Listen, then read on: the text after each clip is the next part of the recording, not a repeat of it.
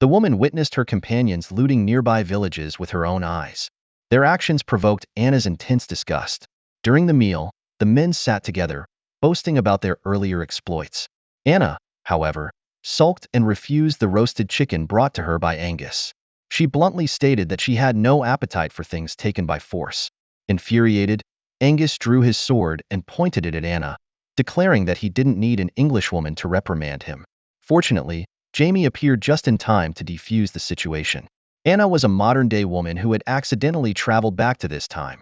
She couldn't clearly explain her origins, but in her hometown, such things would never happen. Jamie advised her not to judge things she couldn't fully understand. During the subsequent rent collection, Anna noticed something suspicious. The Lord's brother, Dougal, had been lining his own pockets.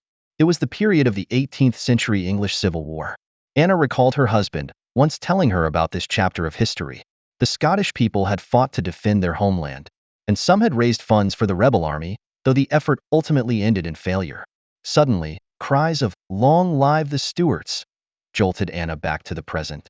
Watching Dougal deliver a passionate speech to the crowd, Anna finally understood his intentions. His private conversation with Jamie later confirmed her suspicions. At dawn, as the sun rose and she observed the bustling activity around her, Anna's perspective began to shift. They were not criminals but resistors fighting for independence and freedom. Anna desperately wanted to tell them they were doomed to fail. But how could she bring herself to say it? These proud and courageous people were giving their all for a blue and white banner. At dusk, the main group continued their march across the Scottish lands. In the distance, on the highlands, two people were nailed to wooden stakes. Seeing their fellow countrymen brutally killed, with the word "traitor" carved onto their bodies, everyone knew this was the work of the English. The so-called peaceful unification was nothing but a lie. Dougal ordered his men to bury the fallen comrades, silently suppressing the flames of anger in his heart. At the same time, it strengthened his resolve to pursue what he believed in. The next day, Anna could no longer hold back and decided to speak her mind.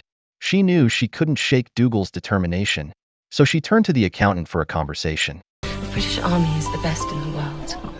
That's a known fact. What of it? You're raising money for a war that you cannot win. That worries you, does it? You're the ones that should be worried. At that moment, a group of men nearby suddenly began insulting Anna in their tribal language. Before long, the man who had been so rude to Anna earlier, Angus, was the first to launch an attack. Just like that, the two groups clashed in a chaotic fight. Anna and the accountant quickly moved to the side to stay out of harm's way. In no time, both sides were battered and bruised. As Anna tended to their wounds, she scolded them for being so impulsive. It was your honor we were defending. The lout called you a whore. Anna never expected Angus to have such a tender side. He continued, "You are a guest of the Lord. We can insult you, but no one else is allowed to." For a moment, Anna felt her heart warmed by these lovable men. One day, Anna was washing by the river when Dougal questioned her identity again.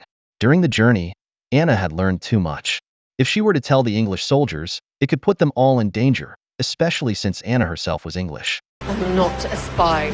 Maybe not, but you're sowing the seeds of doubt in our midst. I am trying to warn you. What may I want? I'm trying to save your life. Madam! At that moment, a group of English soldiers appeared on the riverbank. Leading them was the officer who had previously stood up for Anna. He introduced himself as a lieutenant in the Royal English Army. This time, he insisted on confirming whether Anna was truly safe. Although Dougal also revealed his identity and reminded them that this was his family's territory, the fact that Anna was English shifted all the focus onto her. If she said a single wrong word, Dougal would undoubtedly lose his life. After much thought, Anna smiled and said she was here of her own free will. However, the lieutenant wasn't ready to let the matter rest. He mentioned that his superior happened to be nearby and wanted to meet Anna. Faced with the situation, Anna found it hard to refuse.